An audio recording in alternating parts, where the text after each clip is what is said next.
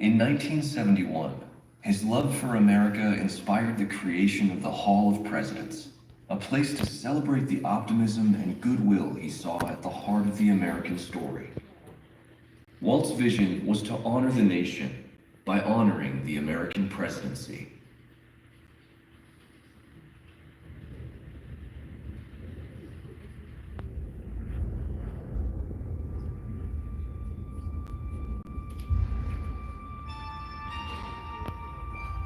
It is 1783, and the smoke is clearing in the wake of the Revolutionary War.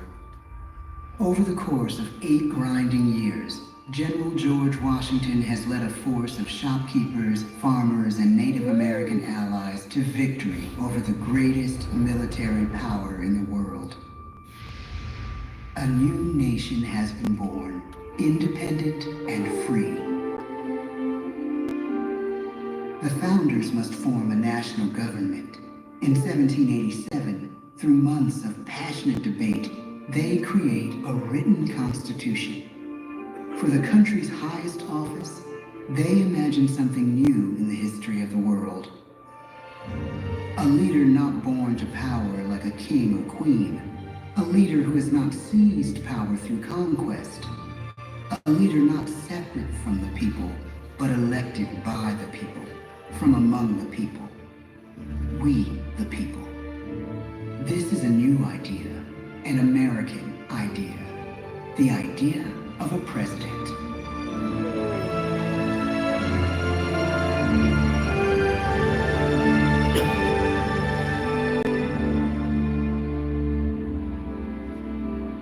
The people don't know exactly what a president will be, but there is little doubt who it will be.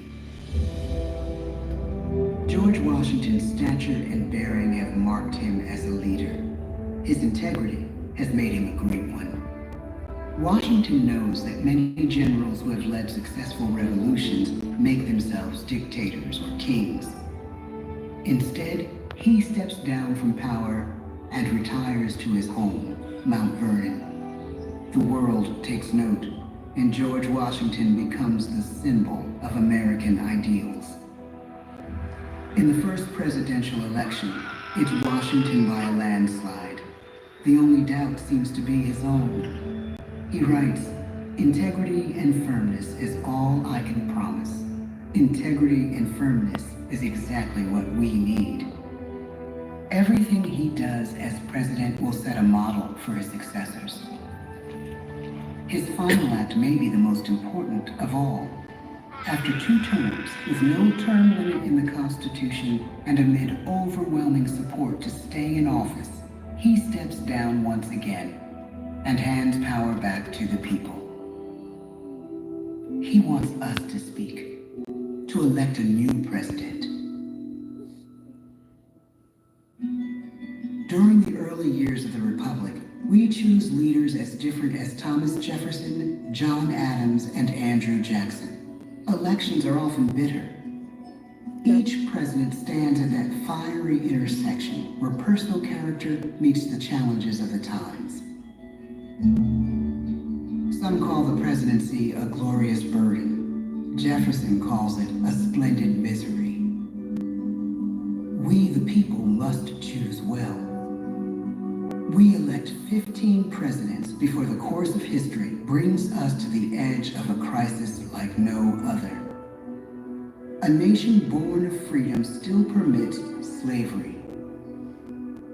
As the country pushes west, will new states be slave or free?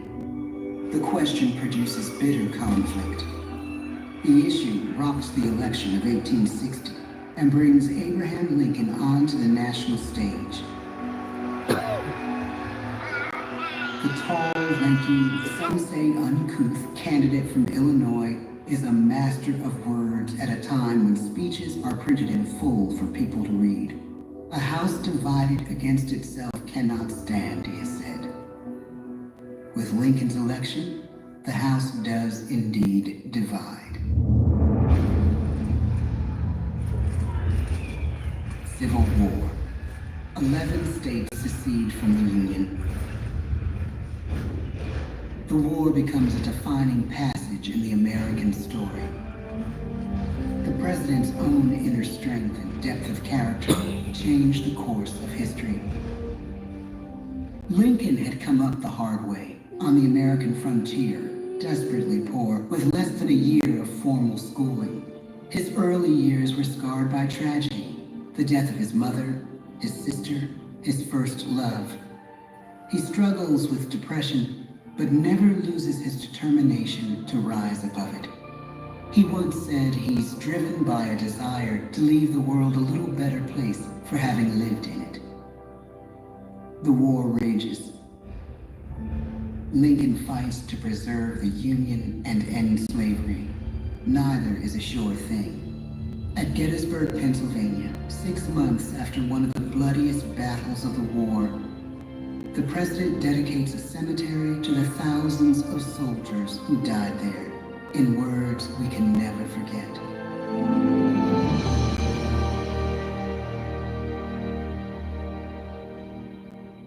"Fourscore and 7 years ago, our fathers brought forth on this continent a new nation, conceived in liberty and dedicated to the proposition that all men are created equal.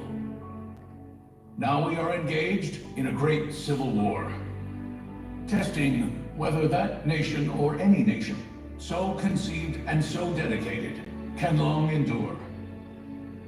We are met on a great battlefield of that war.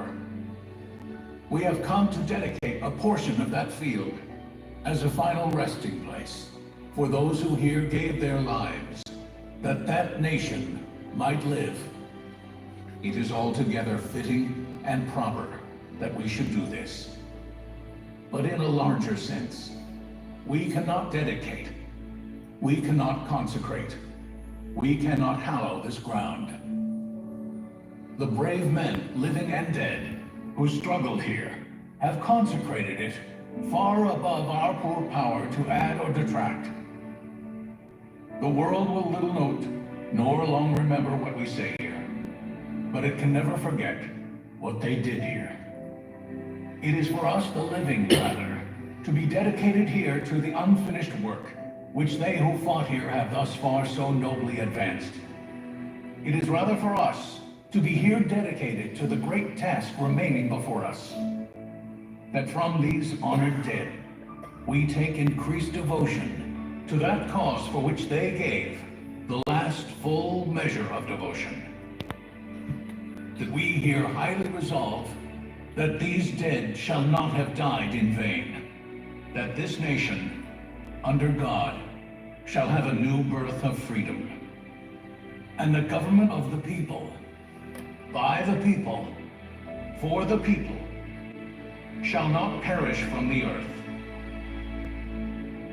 The blood of over 500,000 Americans is spilled in this Civil War.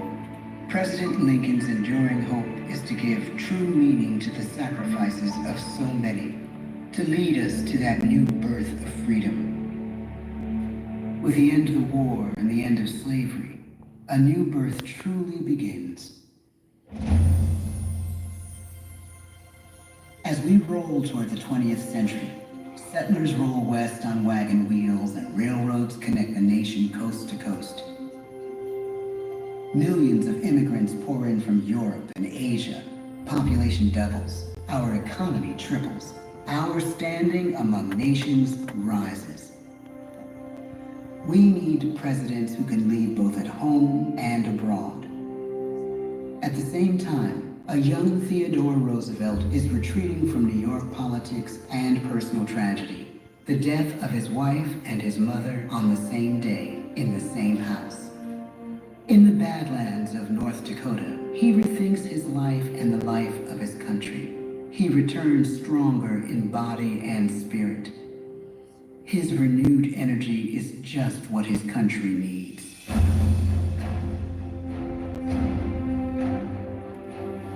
American industry is booming, but social tensions are rising.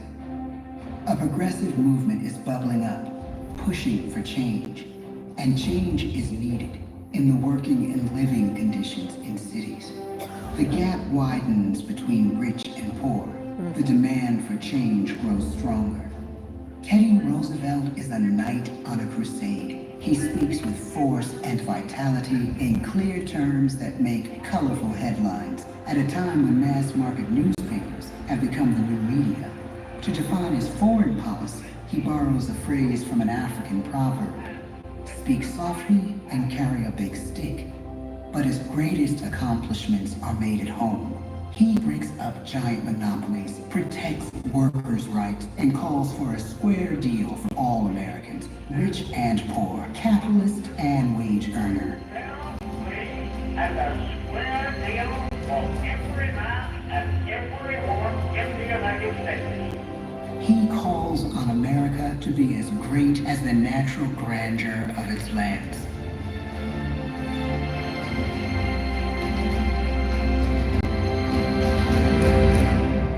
Keep your eyes on the stars and your feet on the ground, he tells us.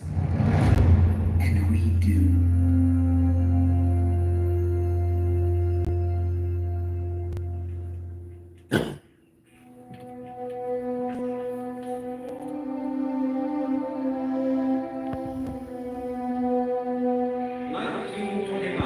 The bottom fell out of the market. 12 million unemployed. The bread lines and the super. The results of the 1932 election now appear. When we elect our 32nd president, it is the worst of times. The course of history and the course of one president's life again shape a turning point in our national destiny. Franklin D. Roosevelt, paralyzed by polio, knows how to restore the faith of a people paralyzed by the Great Depression. I believe in practical explanation and in practical policy.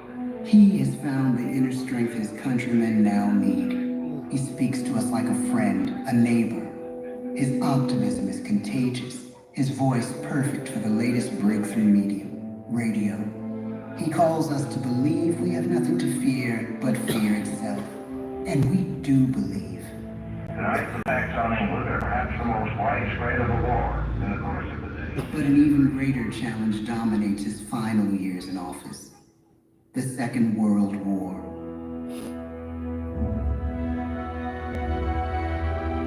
We must be the great arsenal of democracy.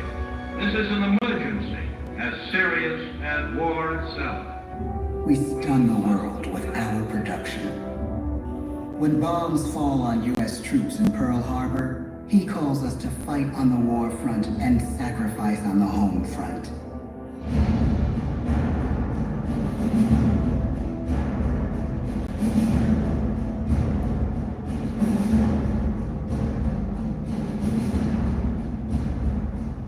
The harder the sacrifice, the more glorious the triumph. So spoke America in the year 1776. So speak Americans today. The world changes. The country changes. And yet, in one sense, what we need most from our presidents has never changed. A guiding vision that calls forth the best that America can be. Will outer space be developed for the benefit of all mankind? Or will it become another focus for the arms race? The choice is urgent, and it is ours to make. Ask not what your country can do for you. Ask what you can do for your country. But really, it's all of us who must overcome the crippling legacy of bigotry and injustice. And we shall overcome. One of the agreements that President Sadat and Prime Minister Begin are signing tonight is entitled A Framework for Peace in the Middle East. Mr. Gorbachev, tear down this wall. You have lost too much, but you have certainly not lost America. I can hear you. The rest of the world hears you. this country requires the willingness to speak out for what is right, to shake up the status quo. That's America. Our presidency is no longer just an idea. It is an idea with a proud history. Ladies and gentlemen, the presidents of the United States of America.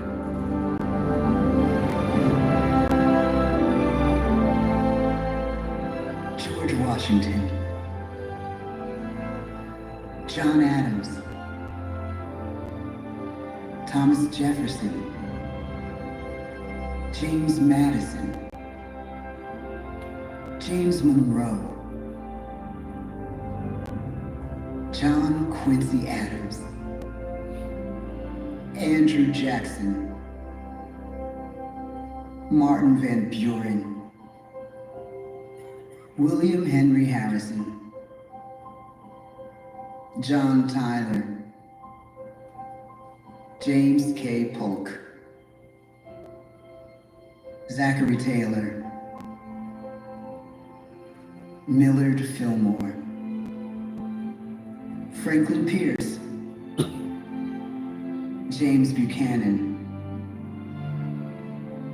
Abraham Lincoln, Andrew Johnson, Ulysses S. Grant, Rutherford B. Hayes, James A. Garfield, Chester A. Arthur, Grover Cleveland, Benjamin Harrison,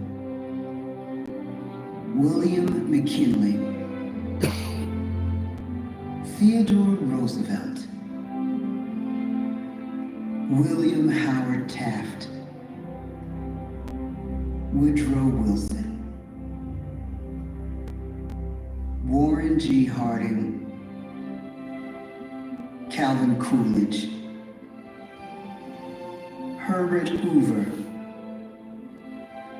Franklin D. Roosevelt, Harry S. Truman,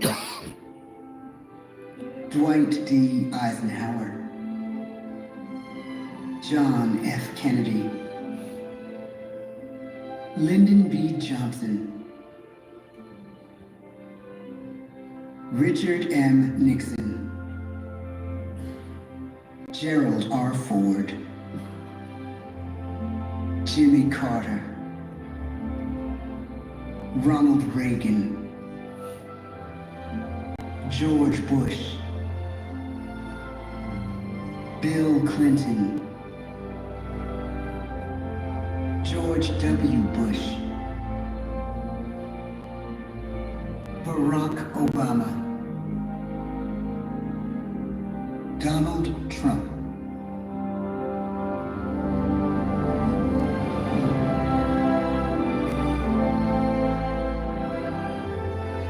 and now we come to the present. Once again, we place our trust in the idea of a president, as we have from the beginning.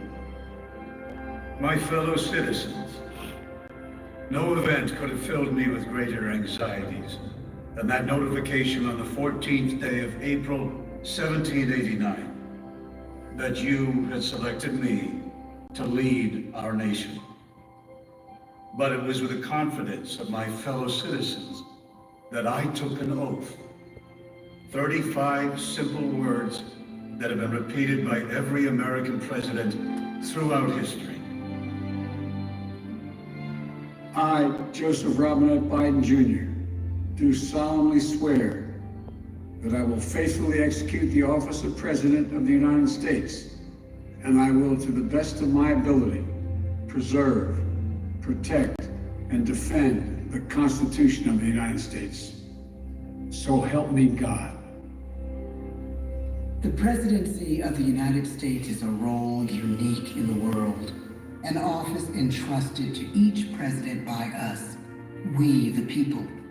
Therein lies the genius of that new idea, now over 200 years old. A new idea our presidents have turned into a great American idea again and again.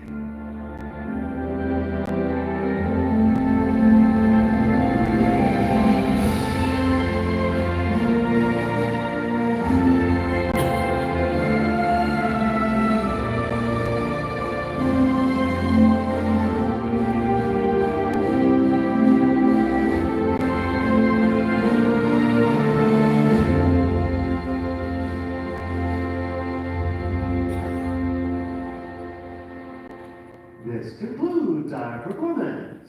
Now please make sure you have all of your personal belongings and exit the theater.